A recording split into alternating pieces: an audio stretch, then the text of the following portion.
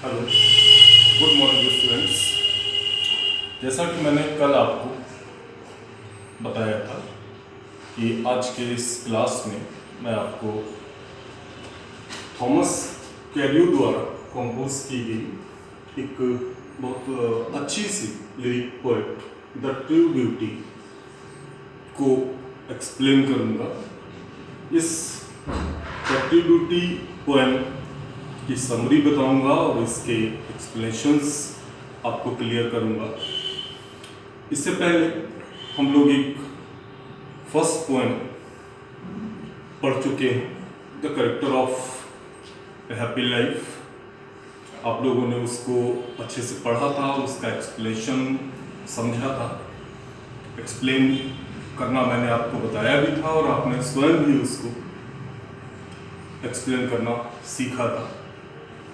ये जो आज की हमारी पोएम द ट्रू ब्यूटी, जिसको कि 17th सेंचुरी के एक फेमस लिरिकिस्ट पोएट थॉमस कैल्यू द्वारा कंपोज किया गया है।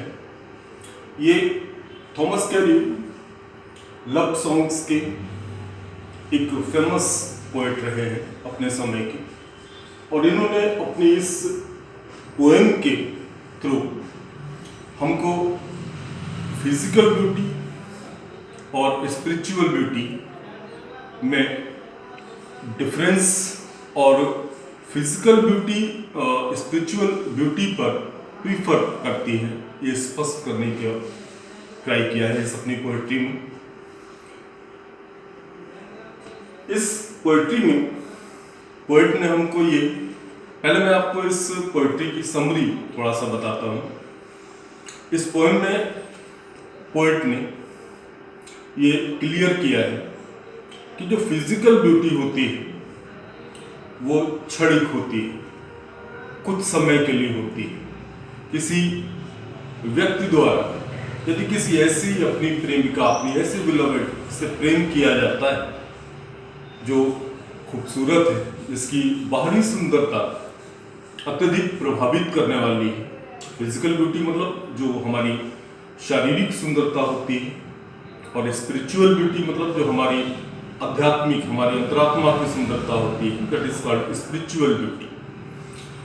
पोएट ये बताने का इस पोएम में प्रयास कर रहा है कि यदि किसी व्यक्ति द्वारा फिजिकल ब्यूटी को देख करके अट्रैक्ट हुआ जाता है, प्रेम किया जाता है, कोई लवर अपनी बिलवेड से केवल इसलिए प्रेम करता है कि उसके चीक्स, उसके गाल सुंदर गुलाबी, उसके होंठ मूंगे जैसे लाल कोरल लाइक हैं, या उसकी आंखें अत्यधिक चमकीली, खूबसूरत, स्टार लाइक हैं, और ये सारी चीजें अगर उसके प्रेम की अग्नि में फ्यूल का काम करती है, उसके प्रेम की अग्नि को बनाए रखने के लिए ईंधन का काम करती है, तो ये सारी चीजें, ये सारी फिजिकल ब्यूटीज ये समय गुजरने के साथ धीरे धीरे फेड हो जाती है, फीकी पड़ जाती है, और एक समय वो आता है कि जब व्यक्ति बूढ़ा होता है और उसकी ये सारी सुंदरताएं समाप्त होने लगती है, और तब उसके प्रेम का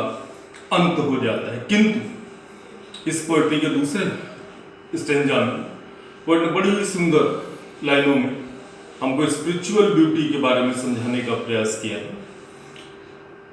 पोएट बता रहा है कि यदि प्रेम फिजिकल ब्यूटी के बजाय स्पिरिचुअल ब्यूटी से किया जाता है, व्यक्ति की आध्यात्मिक सुंदरता से, उसकी मन की, मस्तिष्क की, अंतरात्मा की सुंदरता से किया जाता है, तो वो प्रेम सदैव स्थायी रहता है।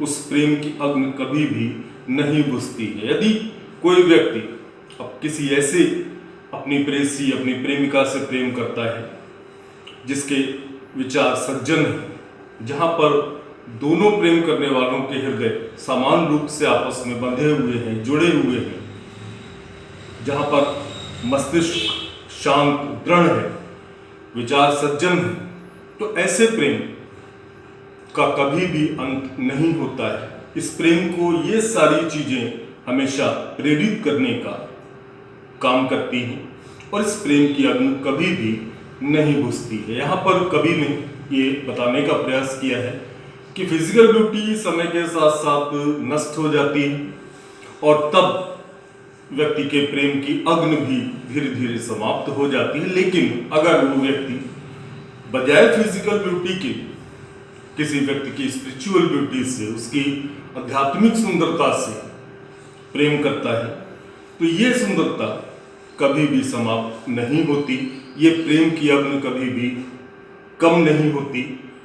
और कभी अंत में 2 लाइनों में ये भी बताता है कि यदि किसी व्यक्ति में ये आध्यात्मिक सुंदरता नहीं है, यदि उसके प्रेम में समान रूप से हृदय आपस में बंधे हुए नहीं हैं, यदि वो उन गुलाबी गालों से या मूंगे जैसे लाल होठों से या स्टार लाइक आइज से प्रेम करता है तो कभी कहता है मैं इस तरह के प्रेम से घृणा करता हूँ। ये आपको इस पोएट्री की मैंने कुछ समरी बताई और इस समरी से आप इस पोएट्री को समझने का प्रयास करेंगे। किसी भी पोएम को पढ़ने से पहले, पोएम क्या है, पोएम एक छोटी सी चीज में बड़ी बड़ी चीजें लिखी जाती हैं। विलियम शेक्सपियर ने पोएम के बारे में कहा था कि ये पावरफुल फीलिंग्स हैं, किसी भी स्पॉन्टेनियस ओवरफ्लो पावरफुल फीलिंग्स होती हैं। छोटी सी चीज में बहुत बड़ी बड़ी सी बातें लिखी जाती हैं। उन 4 लाइनों को जितना हम विस्तृत गहराई से समझ सकेंगे तब हमें उस पोएम के बारे में पूरी तरह अच्छे से समझ में आता है।